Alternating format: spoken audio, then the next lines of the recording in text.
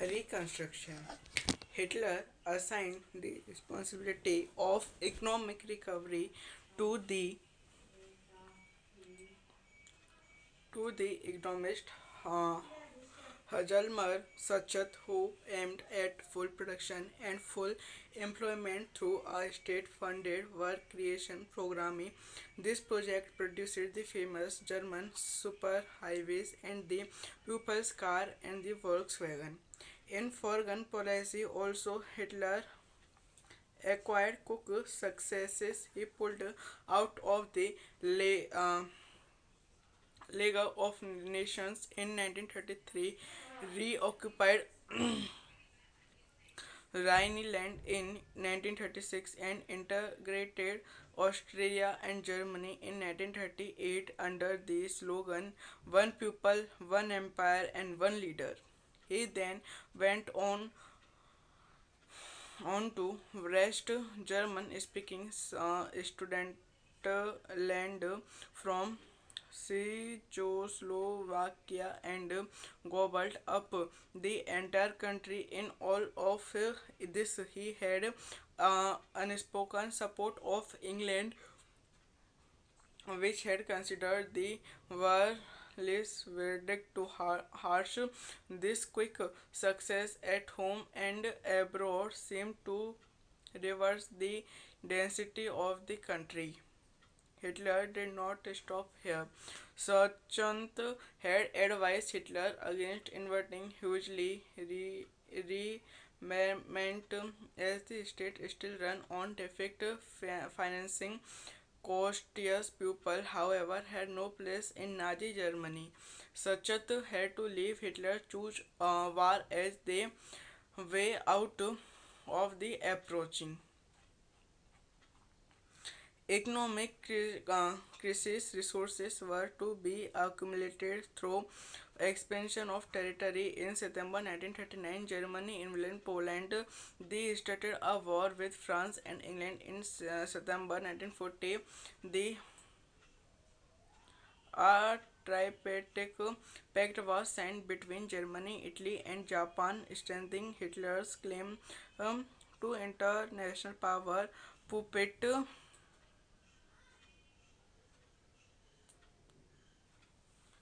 regimes supportive or of Nazi Germany were installed in a large part of Europe. By the end of 1940, Hitler was at the pinnacle of his power.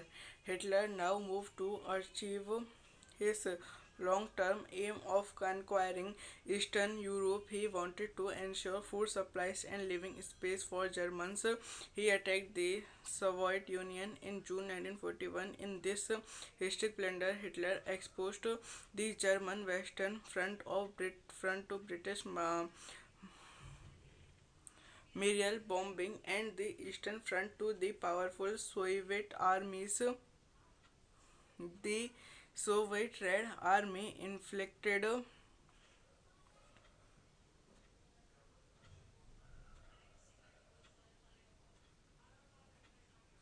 The Soviet Red Army inflicted a crushing and a humiliating defeat on Germany at Stalingrad. After this, the Soviet Red Army hounded out the retreating German soldiers until they reached the heart of Berlin, establishing Soviet hegemony over the entire Eastern Europe for half a century thereafter. Meanwhile, the USA had resisted involvement in the war. It was unwilling to once again face all the economic problems that the First World War had caused, but it could not stay out of the war for long. Japan was expanding its power in the east. It had occupied French Indochina and was planning attacks on US naval bases in the Pacific. When Japan extended its support to Hitler and bombed the US base at Pearl Harbor. The US entered the Second World War. The war ended in May 1945 with Hitler's defeat and the US dropping of the atom bomb on Hiroshima in Japan. from the brief account of what happened in the Second World War, we now return to Helmut and his father's story, a story of Nazi criminality during the war. Purnaman Hitler ने अर्थव्यवस्था को पटरी पर लाने की जिम्मेदारी अर्थशास्त्री हालमार साख्त को सौंपी। सख्त ने सबसे पहले सरकारी पैसे से चलाए जाने वाले रोजगार संवर्धन कार्यक्रम के जरिए 100% उत्पादन और फीसदी रोजगार उपलब्ध कराने का लक्ष्य तय किया। मशहूर जर्मन सुपर हाईवे और जनता की कार फॉक्सवैगन इस परियोजना की देन थी। विदेश नीति के मोर्चे पर भी हिटलर को फौरन कामयाबियां मिली।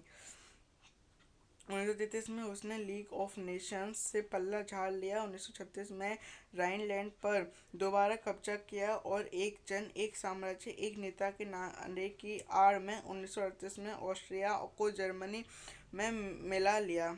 इसके बाद उसने चेकोस्लोवाकिया के कब्जे वाले जर्मन भाषी सुडेटलैंड प्रांत पर कब्जा किया और फिर पूरे चेकोस्लोवाकिया को हड़प लिया।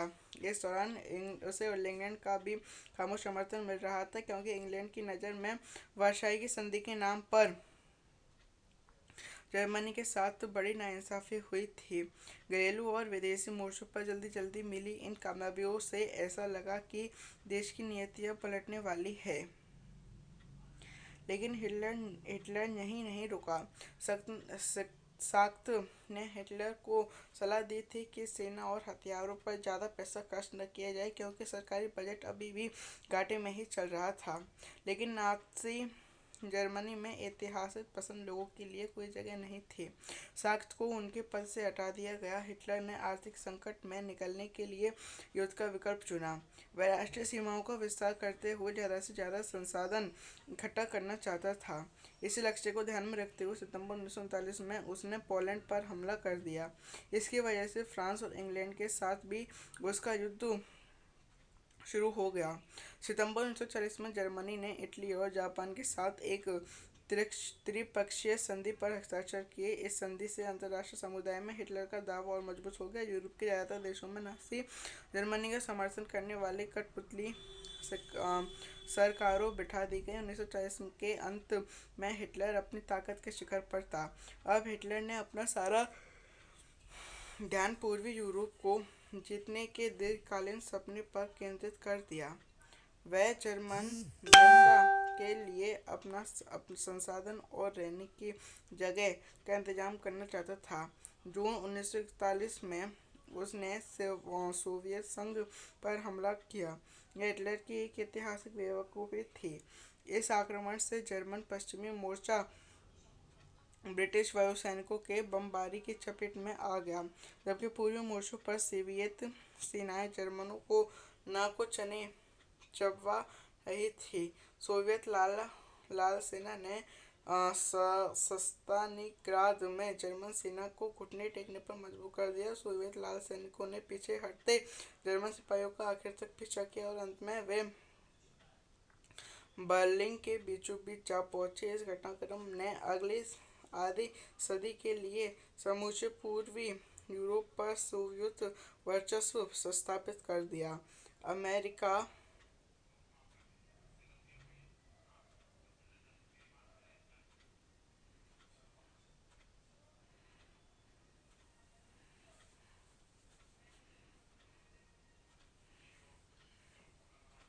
इस आगमन से पश्चिम मोर्चा ब्रिटिश वायुसैनिकों बमबारी के चपेट में आ गया, जबकि पूर्वी मोर्चे पर सोवियत सेनाएं जर्मनों के नाकों को चने चबवा रही थीं। सोवियत लाल सेना ने स्तालिनग्राद में जर्मन सेना को घुटने टेकने पर मजबूर कर दिया। सोवियत लाल सैनिकों ने पीछे हटते जर्मन सिपाहियों का आखिर तक पीछा किया और अंत में वे बर्लिन के बीचों बीच जा पहुंचे। इस घटनाक्रम ने अगली आधी सदी के लिए समूचे पूर्वी यूरोप पर सोवियत वर्चस्व स्थापित कर दिया। अमेरिका इस युद्ध में फंसने से लगातार बचता रहा।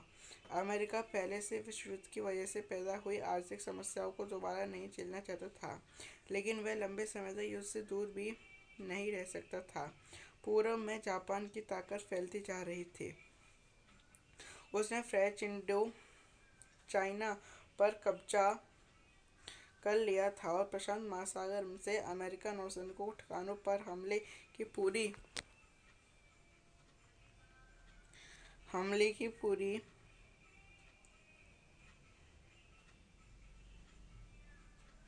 पूरी योजना बना ली थी। जब जापान ने हिटलर का समर्थन दिया और पर्ल हार्बर पर अमेरिकी ठिकानों पर बमबारी का निशाना बनाया तो अमेरिका भी दूसरे विश्व युद्ध में कूद पड़ा। यह युद्ध मई 1945 हिटलर की पराजय और जापान के हिरोशिमा शहर पर अमेरिका परमाणु बम गिराने के साथ खत्म हुआ। दूसरे विश्व युद्ध के इस संक्षिप्त के बाद अब हम एक बार फिर हेलमुट और उसके पिता की कहानी पर वापस लौटते हैं। यह युद्ध के दौरान नाज़ी जुल्मों की कहानी है।